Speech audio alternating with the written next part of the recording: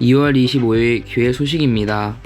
오늘 예배에 참석하신 모든 분들을 주님의 이름으로 환영하고 축복합니다. 우리 밝은 교회는 성경적인 교회인 신약교회 회복을 위해 비신자를 전도하여 제자 삼는 일을 교회 사명을 알고 여기에 집중하는 교회입니다. 오늘 예배를 통해서 구주이신 예수님을 만나시고 하늘의 복 많이 받으세요. 2024년 사역표어입니다. 시작. 우리의 섬김이 하나님께 영광, 우리에게 기쁨이 되게 하소서. 24년도 상반기 상공부 수강 변경 신청이 있습니다. 기간은 오늘까지입니다. 변경하기를 원하시는 상공부를 변경 신청하시면 됩니다. 담당은 이중현 목자님입니다. 제1회 재직 세미나가 있습니다. 일시는 오늘 오후 2시 30분에 모입니다. 장소는 1층 예배실입니다. 대상은 모든 재직입니다. 강사는 김석수 목사님이십니다. 담당은 이중현 목자님이십니다.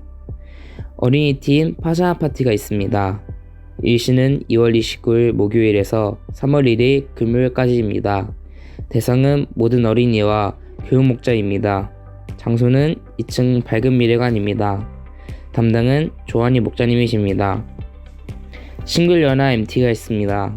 일시는 3월 1일 금요일부터 3월 2일인 토요일까지입니다. 대상은 모든 싱글입니다.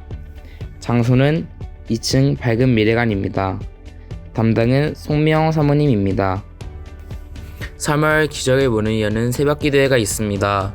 일시는 3월 1일 금요일부터 3월 2일인 토요일 새벽 5시까지입니다. 주제는 주님 도와주시옵소서. 담당은 박혜성 목자님이십니다. 모임이 있습니다. 일시는 3월 3일 오후 1시 30분입니다. 장소는 VIP룸입니다. 담당은 최병기 목자님입니다. 1, 4분기 재직회가 있습니다. 시간은 3월 4일 2부 예배 직후입니다. 주제는 재정보고 및 부채 청산권입니다. 장소는 1층 예배실입니다. 담당은 이한수 목자님이십니다. 정규인 가정신방 신청을 받습니다. 신방 신청 기간은 2월 25일부터 3월 10일까지입니다. 신방 기간은 3월 1일부터 6월 30일까지입니다. 대상은 정규인입니다. 신청 방법은 목자복녀에게 하시면 됩니다. 담당은 각 조장입니다. 예배 회복이 신앙의 회복입니다. 주일 연합 예배, 니에미야서 강해 3, 새로운 시작, 영적 재건, 수유 예배, 동행하시는 성령님 6, 간증이 있는 촬영 예배. 돕는 기도 부탁드립니다. 교회를 섬기는 모든 팀장과 팀원들에게 지혜와 능력을 부어주셔서 섬김의 의무가 있도록 도와주시옵소서. 목자 목녀와 함께 목장을 세워갈 등역자인 목원들의 평신도 세미나에 참여하도록 은혜를 내려주시옵소서. 교회의 모든 환우들의 질병을 치료하여 주시옵소서. 교회 부채를 청산할 수 있는 은혜를 부어 주시옵소서. 다음 세대를 세울 수 있는 지혜와 능력을 부어 주시옵소서. 재직 세미나와 정규인 가정신방에 놀라운 은혜를 내려 주시옵소서. 교회 청소 섬김 목장입니다. 2월 24일 대학원 목장, 3월 2일 작은문교회 목장, 중십 섬김입니다. 2월 25일 쉼터, 3월 3일 주담은 목장입니다. 항상 교회를 섬기시는 우리의 밝은 교회 가족들이 자랑스럽습니다. 암송 구절입니다. 느헤미야서 2장 18절 말씀 시작. 나는 또한 나의 하나님이 선하신 손길로 나를 잘 보살펴 주신 일과 왕이 나에게 한 말을 그들에게 말하였다. 그랬더니 그들은 공사를 시작하겠다고 나에게 다짐하였고 힘을 내어 기꺼이 그 보람 있는 일을 시작하였다.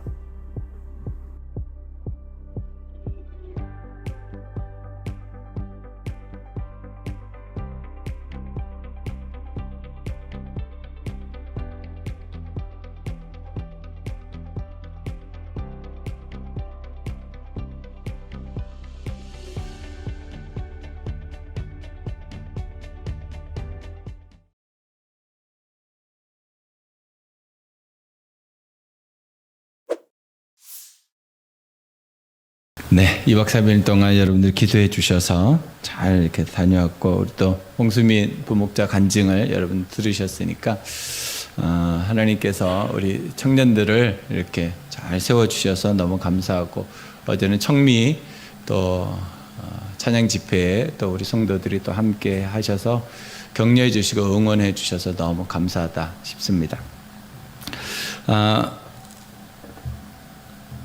보람이 있는 삶에 감사한 일들이 있는 것이죠. 우리가 인생을 살다 보면 보람이 있는 일이 있습니다. 그 중에 한 가지가 어제 우리 청미 찬양팀 제2회 찬양 집회가 어제 있었어요. 그래서 많은 분들이 함께 오셔가지고 나중에 후문을 들으니까 수많은 기부금을 받았다는 기분 좋은 얘기를 들었는데, 그렇게 격려해 주셔서 얼마나 감사한지 모르겠습니다. 지금처럼 청년들이 대접받는 때가 없었던 것 같아요. 그만큼 이제 부담도 있겠죠.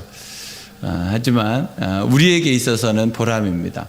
청년들이 잘 세워져서 앞으로 우리 다음 세대가 또 우리 다음을 이어서 또 섬길 것들을 기대하면서 참 보람이 있다라는 생각을 하게 됐습니다.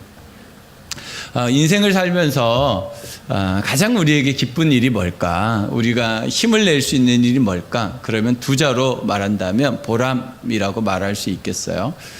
보람이 있는 삶인가 보람이 없는 삶인가, 이것으로 나뉘어진다라고 생각합니다.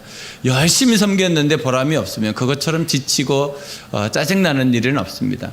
그런데 내가 이거 뭐 별거 아닌데 라고 했는데 엄청난 보람이 있으면 그것처럼 또 힘이 나는 것은 또 없습니다. 자녀를 양육하고 있는 부모들에게 있어서 보람은 자녀들이 잘 자라나는 것이죠. 그리고 아름다운 가정을 이루고 또 가족을 이루고 살아가는 그 모습을 보면서 보람을 느끼는 것입니다. 우리가 인생을 살아가는 것과 똑같이 하나님도 우리에게 똑같은 보람을 느끼시는 것 같아요.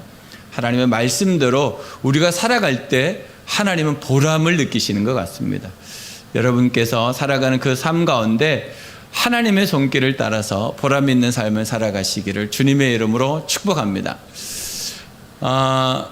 오늘 여러 가지 지역이 나와요. 이 지역 중에 여러분 그 밑에 머리처럼 이렇게 생겨 있는 그 부부 가운데 이제 한 곳이 여기가 이제 골짜기문입니다. 골짜기문. 나중에 이제 한번 성지순례를 갈 수 있겠죠. 골짜기문으로 나와가지고 또 밑으로 나오면 왕의 연못이라고 실로암 연못이 있는 곳이 이쪽이에요. 그 다음에 왕의 정원을 지나서 여기는 분뇨를 처리하는 문이라고 그래요. 그래서 그 당시에 있는 배설물들을 이 문을 통해서 버리는 곳이었다 그래요. 여기 지나서 골짜기가 있거든요. 기드론 골짜기라는 곳이 있는데 거기까지 느헤미야가 올라갑니다.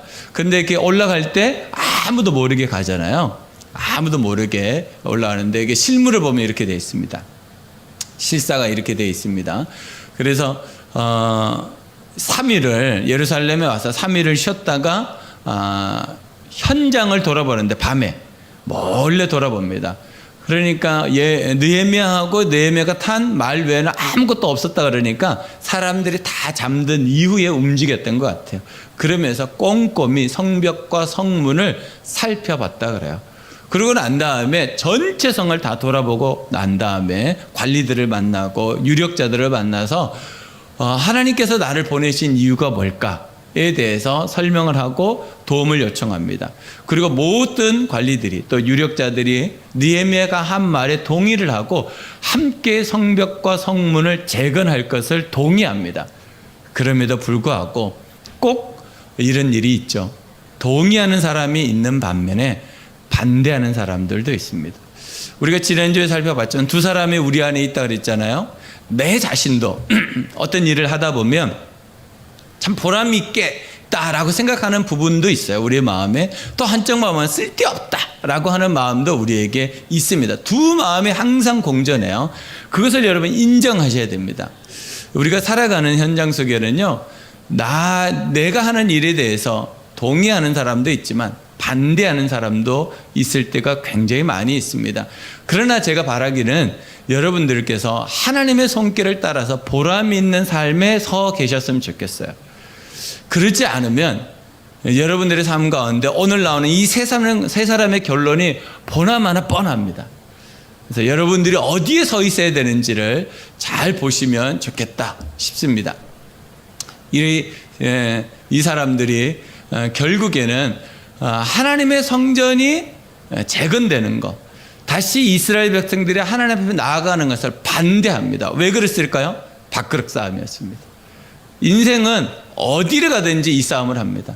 이 싸움을 하지 않는 것은 아무 데도 없습니다. 어린이들은 안 하나요? 어린이들도 합니다. 이 기득권의 싸움은요, 타락한 인간에게 언제 어디서든지 나타납니다. 완정을 딱 차면 달라집니다. 없을 때는 괜찮더니 차면 달라집니다. 이 사람들이 그랬던 사람입니다. 느헤미야라고 하는 굴러온 돌이 이 사람들을 쳐내려고 하니까 그냥 있지를 못하는 거예요. 그러니까 반대하고, 왜 당신들이 여기 와가지고 이런 일을 하려고 그러냐? 그랬더니 느헤미야가 하나님께서 보내셔서 하나님이 하시려고 하는 일인데 왜 그러냐? 그러니까 느헤미야가 이 반대에 물러서지 않습니다. 그리고 하나님의 손길을 따라서 보람이 있는 삶을 살아가게 됩니다. 우리가 인생을 살아가다 보면 반대를 부딪힙니다. 근데 그 반대가 하나님의 음성인지 아닌지를 잘 들으셔야 됩니다. 그래서 하나님의 뜻대로 우리가 가는 것이 보람 있는 삶이다 라는 것입니다. 하나님의 손길은 보람 있는 삶이다. 오늘 주제입니다. 하나님의 손길은 보람 있는 삶이다. 시작. 하나님의 손길은 보람 있는 삶이다.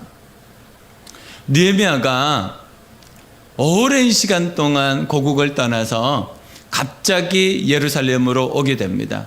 사람들은 그때 긴장하게 되죠. 그리고 이 사람이 뭔가를 새로운 일을 하려고 할 때 더 긴장하게 됩니다. 그리고 자기에게 도움이 되는지 안 되는지 사람들은 다 계산합니다. 내가 원하는 대로 하는지 안 하는지 다 계산합니다. 자기가 원하는 대로 하면 박수 쳐주고 자기가 원하는 대로 하지 않으면 반대합니다. 이게 사람입니다. 사람은 그렇습니다. 하나님의 뜻과 관계없습니다. 내가 보기에입니다. 내가 보기에. 이것을 조심해야 됩니다. 하나님의 손길을 봐야지 내가 보기에 하면 큰일 납니다. 그것은 보람 없는 삶입니다. 보람 있는 삶은 하나님의 손길을 따라 사는 삶이 보람 있는 삶입니다. 여러분, 지금은 그 손길이 분명히 선명하게 보이지 않는다 할지라도 하나님께서 우리에게 말씀하신 대로 살리는 삶이라면 그것은 하나님의 손길일 겁니다. 여러분, 살리는 일에 꼭 서 계시고 여러분들이 하나님의 뜻에 반하는 그 자리에 서 있지 않기를 주님의 이름으로 축복합니다. 그럼 어떻게 보람 있는 삶을 살 수 있을까요? 저는 두 가지라고 생각합니다. 첫 번째는 사실에 집중해야 합니다. 사실이 아닌 것에 집중하면 결국에는 민망한 일을 당하게 됩니다. 우리가 교회 안에서도 사실이 아닌 일에 빠져 있는 사람들이 굉장히 많이 있습니다. 사실인지 아닌지 본인한테 확인해야 됩니다. 본인한테 확인하지 않고 누군가에게 들어서 그렇다? 나중에 민망한 일을 당하게 됩니다. 여러분, 사실이 집중해야 됩니다. 느헤미야가 오늘 17절에 이렇게 말합니다. 이렇게 돌아보고 난 다음에 나는 비로소 관리들에게 말하였다. 여러분이 아는 바와 같이 우리는 지금 어려움에 빠져 있습니다. 예루살렘은 폐허가 되고 성문들은 불탔습니다. 이제 예루살렘 성벽을 다시 쌓읍시다. 남에게 이런 수모를 받는 일이 다시는 없어야 할 것입니다. 사실이거든요. 느헤미야는 사실을 그들에게 말했어요. 그런데 여러분, 그거 아십니까? 사실을 넘어가지 못하게 만드는 것이 습관입니다. 나에게 익숙해진 습관이 있으면요, 아무리 그것이 사실일지라도 받아들이지 못합니다. 우리에게 그것이 있습니다. 이들이 느헤미야가 이 사실을 말했을 때 그대로 받아들이기가 쉽지 않았을 거예요. 여러분, 우리도 마찬가지입니다. 천국이 있다, 지옥이 있다, 예수님을 우리를 위해서 십자가에 죽으시고 3일 만에 부활하시고 40일 있다가 승천하시고 다시 오실 거다. 사실이거든요. 근데 이걸 받아들이기가 쉽지 않아요. 그리스도인의 삶에 살리는 삶이다. 우리 끝이 있다. 사실이거든요. 그런데 내 마음대로 살고 싶어요. 하나님의 말씀이 사실인지 알아요. 그런데도 우리가 그 말씀대로 살아가기가 굉장히 쉽지 않습니다. 느헤미야가 이스라엘 백성들에게 사실을 이야기합니다. 그런데 이 사실을 받아들인 사람도 있고 받아들이지 않는 사람도 있습니다. 마음 가운데 우리는 익숙함을 반대하기가 굉장히 어렵다는 거예요. 여러분들도 마찬가지이지 않을까요? 이 시간을 지킨다는 거, 이거 굉장히 힘들고 어렵습니다. 근데 시간에 적응이 됐어. 근데 시간을 바꿔버려. 그러면 여러분들 마음속에 어떤 마음이 있나요? 왜 바꾸지? 지금이 괜찮은데? 그래서 우리는 이 세상에서 배운 이 가치관이 뭐냐면 편리주의거든요. 편리주의가 교회로 들어와 버리면 그때부터 십자가는 없어집니다. 부활은 없어집니다. 편리주의가 십자가와 부활을 대체해 버리거든요. 그래서 우리는 끊임없이 어디로 돌아가야 되면 성경으로 돌아가야 됩니다. 주님께서 말씀하신 대로요, 성경대로 돌아가야 됩니다. 그러지 않으면 우리는 사실대로 못 살아갑니다. 결국에는 보람이 없습니다. 내가 잘 살았다고 하는데 결국에는 보람 없는 삶을 살게 됩니다. 여러분, 여러분의 삶 가운데 사실이 집중하셔야 됩니다. 그게 진짜 하나님의 말씀인지 하나님의 뜻인지 하나님께서 우리에게 원하는 것인지 아닌지 여기에 집중하셔야지. 그러지 않으면 우리가 어느 쪽으로 집중하냐면 지금까지 내가 살았던 익숙함에 집중합니다. 여러분, 여기 함정에 빠지시면 안 됩니다. 내 감정에 빠집니다. 이 함정에 빠지셔도 안 됩니다. 아, 나와 함께하고 있는 누군가가 얘기한 누군가보다 성경이 중요합니다. 여러분, 이것을 놓치시면 여러분들 잘 열심히 해놓고 나중에 보람 없는 삶이 됩니다. 저는 여러분들이 하나님 안에서 보람 있는 삶을 살았으면 좋겠습니다. 그러려면 사실에 집중하셔야 됩니다. 예수님을 믿어야 할 이유는 성경이 사실이기 때문입니다. 우리가 교회를 다니고 공동체 안에서 목장을 섬기고 비신자들을 전도하는 이유가 뭐냐면 우리가 믿는 것이 사실이기 때문입니다. 만약 우리가 믿는 것이 사실이 아니라면 우리는 바울 선생님이 이야기한 대로 고린도전서 15장에 나오는 우리는 가장 불쌍한 사람일 겁니다. 하나님의 말씀이 사실이고 인생이 죽는 것을 우리는 날마다 보잖아요. 하나님께서 정해 놓으셨어요. 한 번 죽는 것은 정해진 일이요. 그 다음에는 심판이 있겠다고 히브리서 9장 27절에 말씀하셨어요. 이게 사실이라고요. 이게 사실이 아니라면 사람들이 안 죽어야 되잖아요. 다 죽는다고. 하나님의 말씀은 사실입니다. 사실에 집중하셔야지 사실이 아닌 것에 집중해버리면 큰일 납니다. 여러분들이 하나님의 말씀 앞에서 정말 순종하시며 사는 것, 그것이 사실이 집중하는 것입니다. 그럴 때 여러분들에게 보람이 있습니다. 저는 우리 모든 성도들이 하나님 말씀 안에서 보람 있는 삶을 살아가기를 주님의 이름으로 축복합니다. 두 번째는 하나님의 뜻에 집중해야 합니다. 하나님의 뜻에 집중해야 합니다. 시작. 하나님의 뜻에 집중해야 합니다. 18절입니다. 나는 또한 나의 하나님이 선하신 손길로 나를 잘 보살펴 주신 일과 왕이 나에게 한 말을 그들에게 말하였다. 그랬더니 그들은 공사를 시작하겠다고 나에게 다짐하였고 힘을 내어 기꺼이 그 보람 있는 일을 시작하였다. 여러분, 일이 끝나야지 보람이 나오거든요. 근데 이들은 뭐라고 말해요? 일을 시작하면서 이게 보람 있는 일이라고 말해요. 왜 그랬을까요? 느헤미야의 간증을 들었기 때문에. 느헤미야가 바벨론에서 오게 되잖아요. 그런데 그 왔던 이유가 뭐냐면 성전 재건이었어요. 성벽을 다시 수리하고 성문을 다시 다는 일. 그래서 이스라엘 백성들이 외부의 도적으로부터, 강도로부터 수모를 당하지 않도록 보호해 주는 것. 이것이 하나님의 뜻이었다고요. 그러니까 그 뜻을 전하고 난 다음에, 그리고 왕이 나를 보내준 것, 이것도 하나님의 손길이다라는 것을 전하게 되죠. 그랬을 때 그 백성들이 느헤미야의 간증을 듣고 함께 동의합니다. 그럽시다. 우리 다 같이 지금까지 얼마나 힘들게 살았냐. 우리가 지금까지 손도 쓰지 못한 일을 저렇게 멀리해서 하나님의 뜻을 따라서 온 사람이 있는데 우리가 이 일에 동의합시다. 그리고 함께 합시다. 그리고 그 일을 뭐라고 말하냐면 보람 있는 일이다, 이렇게 말합니다. 여러분, 보람 있는 일은 어디에 있습니까? 하나님의 뜻대로 하는 일이 보람 있는 일입니다. 하나님의 뜻대로 할 때 보람이 있습니다. 왜냐하면 하나님의 뜻은요 항상 옳으십니다. 우리의 뜻은요 옳을 수도 있고 아닐 수도 있습니다. 그러나 하나님의 뜻은 항상 옳습니다. 그러니 하나님의 뜻대로 산다는 것은요 가장 보람 있는 일입니다. 그래서 느헤미야가 그것을 백성들에게 전하고 백성들이 그 하나님의 뜻을 받아들이고 난 다음에 했던 말이 뭐예요? 보람 있는 일이라고 말했다고요. 여러분, 우리가 신앙생활을 하면서 가끔씩 헷갈릴 때가 있어요. 힘들고 힘들면 이게 하나님의 뜻이 아니라고 생각할 때가 굉장히 많습니다. 여러분, 성경 인물 중에 힘들었던 사람은요 너무 찾기 쉽습니다.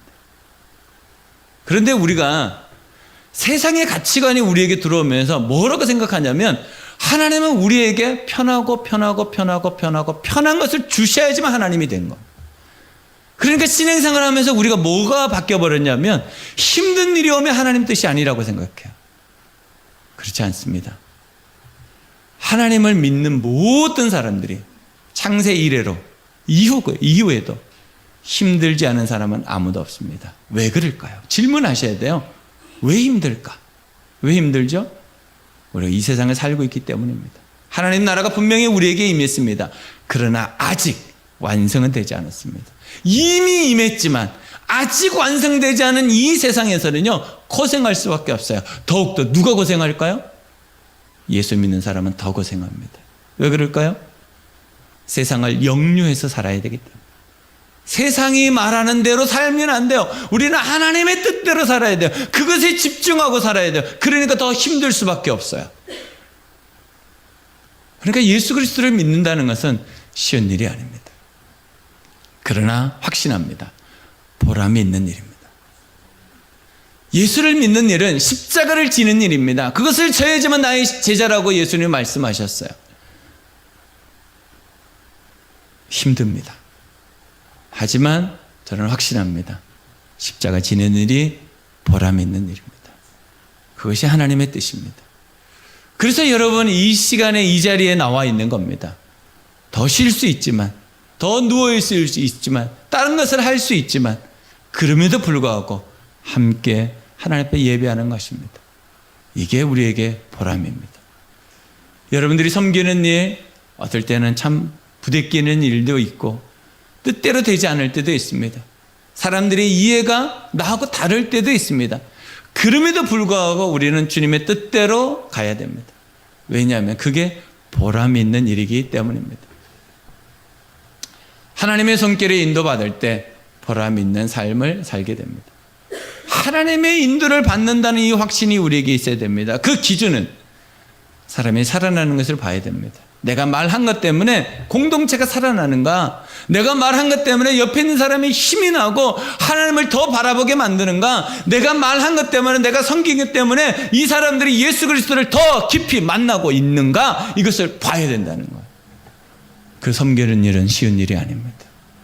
어느 때는 놓고 싶을 때도 있고 포기하고 싶을 때도 있고 지나가고 싶을 때도 있습니다.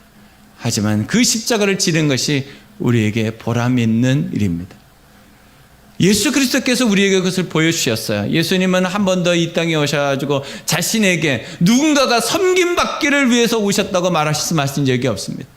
예수님 분명히 성경에서 말씀하십니다. 나는 섬김을 받으러 온 것이 아니라 섬기러 왔다고 말씀하셨어요. 그것을 보면 예수님의 고난은 태어날 때부터 십자가를 지는 순간까지, 지시고 지옥에까지 내려가서 고통당하는 순간까지 예수님은 고난을 당하셨습니다. 하지만 그 예수 그리스도께서 부활하신 다음에 놀라운 보람을 우리에게 보여주셨습니다. 우리가 예수님을 믿는다는 것은 이와 같은 겁니다. 예수님처럼 고난을 받는 것에 두려워하지 않는 것입니다. 예수님처럼 십자가 지는 것을 두려워하지 않는 것입니다. 예수님처럼 지옥의 그 고난을 당하는 것 또한 우리가 감당해야 하는 것입니다. 왜냐하면 부활했기 때문입니다. 그것이 우리에게 보람입니다. 여러분, 우리가 이렇게 살다가 죽을 수 있습니다. 그러나 성경은 우리에게 분명히 말합니다. 그대로 끝나지 않는다. 다시 살아날 것이다. 그리고 천국에 갈 것이다. 주님 앞에 서게 될 것이다. 이게 사실입니다. 이게 하나님의 뜻입니다. 이것을 보여주라고 우리에게 예수 그리스도를 믿게 하셨고 우리는 그 예수님을 믿고 있는 것입니다. 여러분, 예수님을 믿는다는 것은 우리에게 가장 보람된 일입니다. 무엇과도 바꿀 수 없는 보람입니다. 여러분, 삶 속에 이 보람을 놓치지 마시고 살아가시기를 주님의 이름으로 축복합니다. 제가 설교를 준비하면서 하나님께서 기도 가운데 한 아이디어를 주셨어요. 그것이 뭐냐면 이 학교의 이야기입니다. 거창고등학교라는 학교가 있습니다. 경상도에 거창이라는 곳에 여러분들이 잘 알 수 없는, 잘 알지 못하는 시골 학교인데요. 이 학교가 세상을 변화시키고 있습니다. 이 학교에는 아주 유명한 교장 선생님들이 몇 분 계셨는데 진짜 시골교회 고등학교 교장 선생님이었는데 대통령, 교육위원까지, 위원장까지 맡아서 우리나라 교육을 변화시키려고 노무현 대통령부터 시작해가지고 계속해서. 근데 참 바뀌지 않아요. 이 기득권을 뚫어낸다는 게 참 쉽지 않습니다. 그런데 이곳에서 직업 10계명이라는 것을 정해가지고, 크리스찬 학교입니다. 직업 10계명을 정해가지고 학생들에게 이것을 자연스럽게 물들게 만들고 여기에 졸업한 학생들이 세상에 나가서 세상을 변화시키고 있다라는 이야기를 듣게 됐습니다. 제가 이 이야기를 들은 지가 벌써 20년 정도 된 것 같습니다. 제가 그래서 이 학교를 꼭 탐방 가고 싶다라는 생각을 하고 있습니다. 우리 직업 10계명을 제가 한번 읽어드릴 테니까 한번 들어보십시오. 참 여러분들이 생각할 때는 황당하다 싶을 정도입니다. 첫 번째, 월급이 적은 쪽으로 택하라. 우리의 생각과는 반대죠. 내가 원하는 것이 아니라 나를 필요로 하는 것을 택하라. 세 번째, 승진 기회가 거의 없는 것을 택하라. 말도 안 됩니다. 모든 조건이 갖춰진 것을 피하고 처음부터 시작해야 하는 황무지를 택하라. 이런 직장에 여러분 자녀를 보내시겠습니까? 너 미쳤다 그러지 않겠어요? 앞을 다투어 모여드는 곳은 절대 가지 마라. 아무도 가지 않는 곳을 가라. 점점 힘들어져요. 장래성이 전혀 없다고 생각되는 곳으로 가라. 사회적 존경 같은 건 바라볼 수 없는 곳으로 가라. 한가운데가 아니라 가장자리로 가라. 부모나 아내가 약혼자가 결사반대하는 곳이면 틀림이 없다. 의심치 말고 가라. 10번째, 같이 읽어볼까요? 왕관이 아니라 단대대가 기다리고 있는 곳으로 가라. 여러분, 이런 곳으로 보내시겠습니까? 말도 안 되죠. 이 학교를 졸업한 사람이 강동원이라고 하는 영화배우입니다. 그리고 이 학교를 졸업하면서 이것을 교육하지 않아요. 학교에서 그냥 걸어놓고 선생님들이 이걸 보여주는 거예요. 선생님들이. 그리고 이 학교에서 수많은 인재들이 나오고 있습니다. 여러분들은 이 직업 10계명을 보면서 무슨 생각을 하십니까? 가능할까? 저게 가능한 일일까? 여러분, 성경을 읽어보십시오. 성경의 말씀이 가능한 말입니까? 성경 어디에서 여러분 가능성을 봅니까? 성경 어디에서도 가능성은 없습니다. 순종만 있을 뿐입니다. 우리가 하나님 말씀이 맞다고 하면 맞는 줄 알고, 아니라고 하면 아닌 줄 알고, 가라고 하면 가고, 서로가 하면 서는 그런 삶, 그것이 보람 있는 삶입니다. 우리가 그 삶을 살아갈 때 하늘의 복을 경험하게 될 것입니다.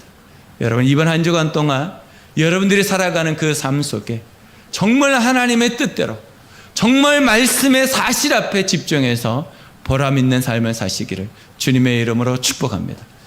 기도하겠습니다.